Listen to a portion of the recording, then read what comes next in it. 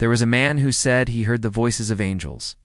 They told him to compose music, and he did so until his hearing vanished completely. He went deaf, and yet he still heard the voices of angels. Ludwig van Beethoven is one of the greatest composers who ever lived.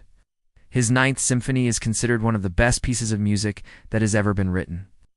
But what's the real story behind this great composer?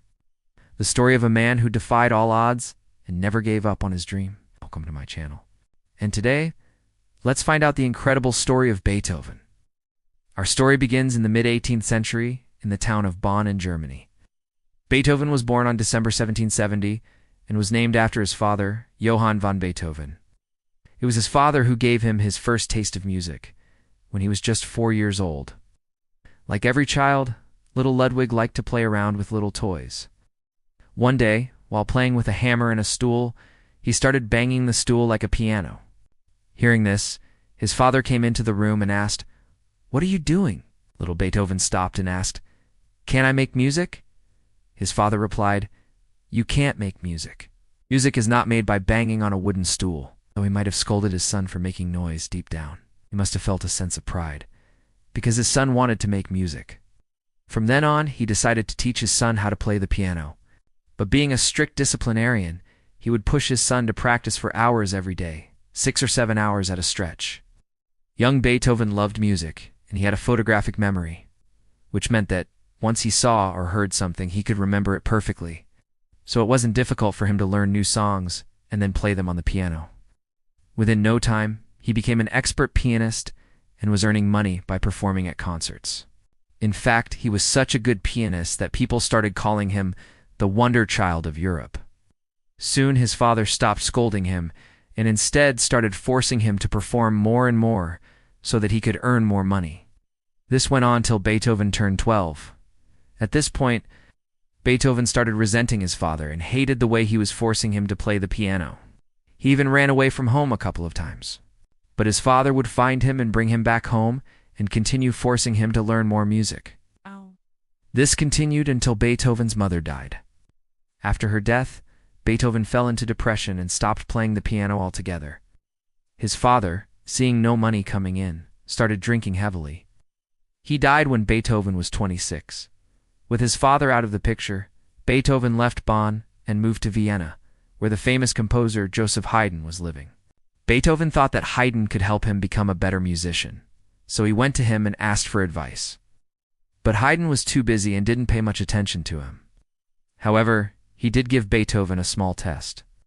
He asked him to compose a piece of music based on a theme that Haydn himself had composed. Beethoven accepted the challenge and came back with a composition that was so beautiful that Haydn was impressed. He accepted Beethoven as a student and helped him improve his skills. During these early days in Vienna, Beethoven met many famous musicians and started getting a name for himself. In fact, he became so popular that people started coming to him for buying pianos. But his success didn't last long. One day he noticed that he was losing his hearing. First it was just a slight ringing in the left ear, but soon his hearing started deteriorating rapidly. He tried everything possible to cure himself, but nothing worked. By the age of 30, he was almost totally deaf. But then he thought about all the people who were depending on him for their livelihood. His brother and his nephew, and decided to stay alive for them. He decided to focus on composing rather than performing. But since there was no way he could let people hear his compositions, he didn't compose anything for 6 years. Then, in 1802, something miraculous happened.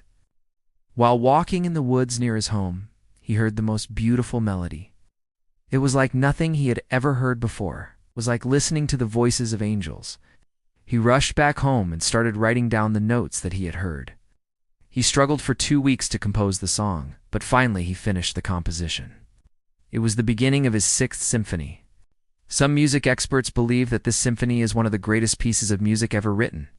Over the next few years, Beethoven wrote some of his best works, including his 7th symphony and the 5th symphony, which starts with the famous da-da-da-da. But slowly his hearing started deteriorating again, and he became totally deaf by the time he composed his 9th symphony. Even then, he did not give up. In 1824, he conducted his 9th symphony for the first time. It was a huge success. People loved the beautiful melody and the strong beats. They also loved the innovative way he had used the orchestra, the different instruments, and the variety of sounds. But only Beethoven knew that this was his last hurrah. He had given everything he had to this symphony, and now he was too deaf to compose any more music. He died on March 26, 1827, at the age of 56. When his body was taken out for burial, the crowds were so huge that they blocked the streets. People from all over Vienna came out to pay their respects to the great musician. Later, when his coffin was being carried to the cemetery, the people started singing the Ode to Joy, which is the last movement of his Ninth Symphony. It was as if the entire city was mourning the loss of their beloved son. Today, Beethoven is regarded as one of the greatest musicians who ever lived. But not everyone knows the struggles he faced and the hardships he endured to reach where he did. There are many interesting facts about Beethoven that most people don't know. So let's take a look at some of the lesser-known facts about this great musician. Number 1. Beethoven was really messy. He used to throw his food on the floor and never cleaned his clothes. In fact, he was so messy that his friends had to ask him to leave their house after he soiled one of their chairs with wine. No. 2. He was a terrible housekeeper. He used to throw garbage all over his house and never cleaned his dishes.